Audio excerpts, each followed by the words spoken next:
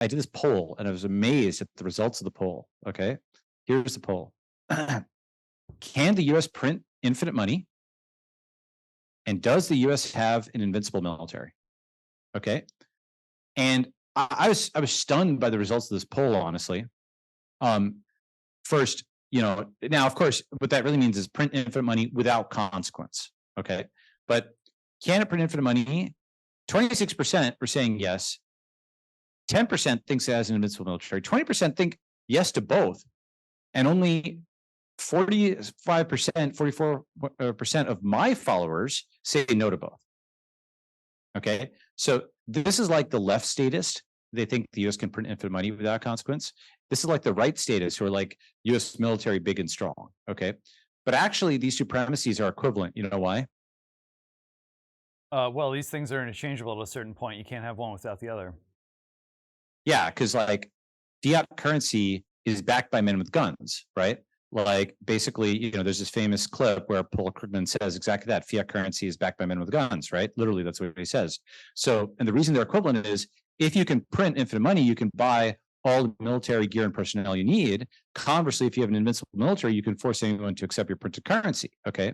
So it all snaps together where if China is the factory of the world and they can build more arms and they can out manufacture the US, and even if Russia is seemingly fighting the US to a standstill, China is easily 10x Russia.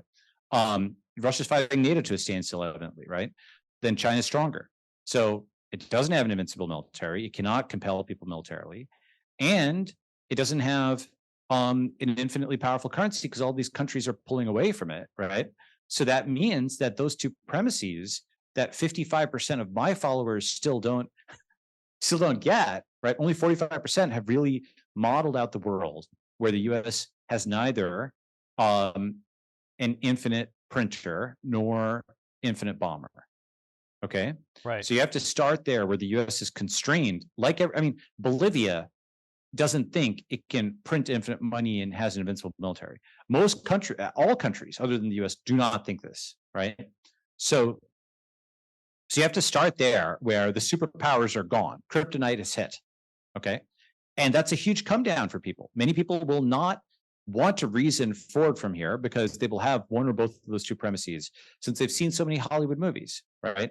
All these Hollywood movies, Independence Day or Transformers or something, right? The US military is literally saving the world from aliens. It's like portrayed as being super powerful.